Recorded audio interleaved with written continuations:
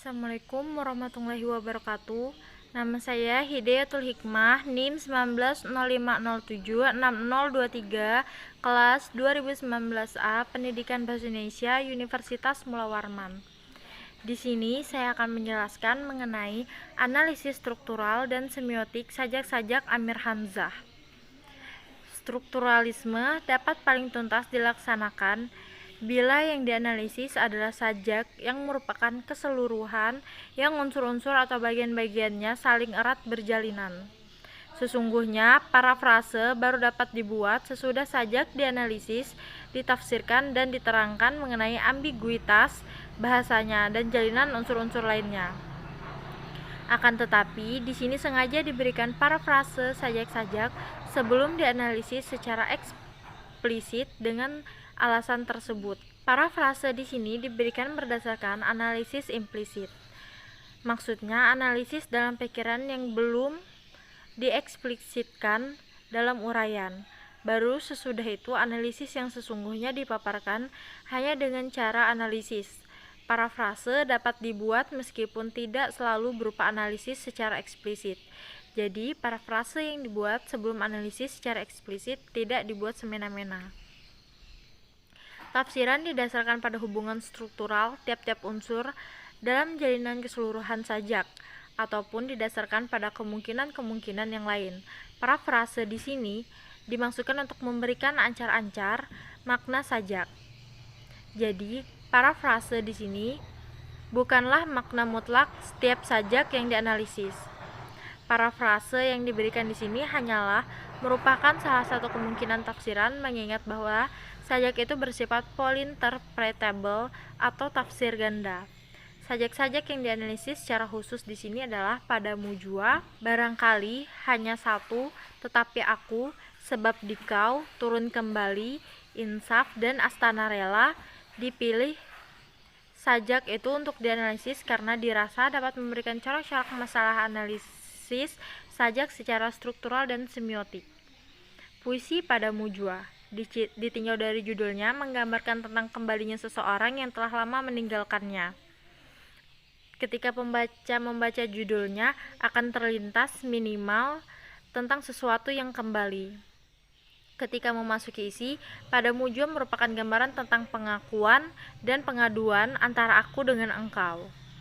Engkau merupakan zat yang tak terlihat tetapi keberadaannya sangat diakui.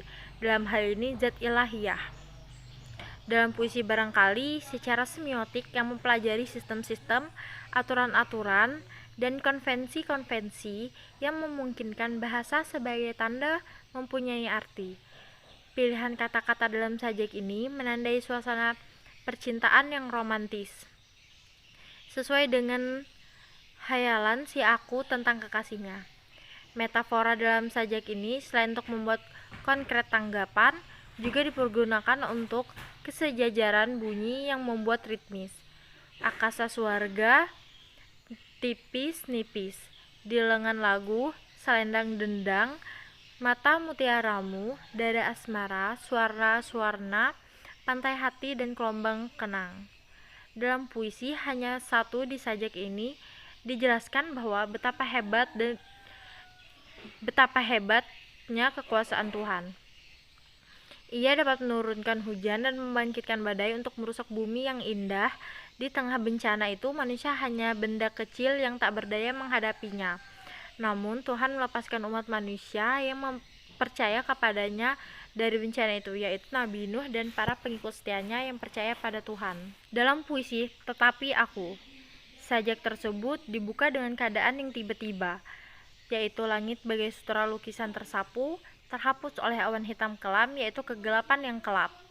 Badan si aku terasa lemah dan jatuh, semangat pada dirinya yang terasa hilang, alat-alat tubuh yang bagai pesawat itu menjadi berhenti, si aku tersungkur sujud di tanah ketika itu mati. Sejak itu dilihatnya cahaya atau Tuhan yang bermacam-macam warna bagai pelangi, dan tercium bau bunga yang harum yang penuh kerahasiaan. Rupanya yang tersebut itu adalah kehadiran Tuhan yang diumpamakan mutiara jiwa si aku yang telah bertahun-tahun dicarinya sebagai penyelam yang mencemari mencari mutiara di lautan. Dalam puisi Sebab Dikau, Sajak itu bahwa meskipun manusia hidup senang dengan kekasih di dunianya, namun sesungguhnya manusia itu tak ubahnya hanyalah boneka yang dipermainkan oleh Tuhan sebagai dalangnya.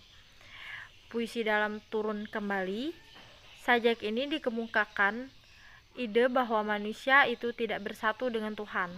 Manusia itu hamba sedangkan Tuhan itu penghulu maharaja. Manusia itu hidup di bawah lindungan Tuhan. Mungkin sekian yang dapat saya sampaikan.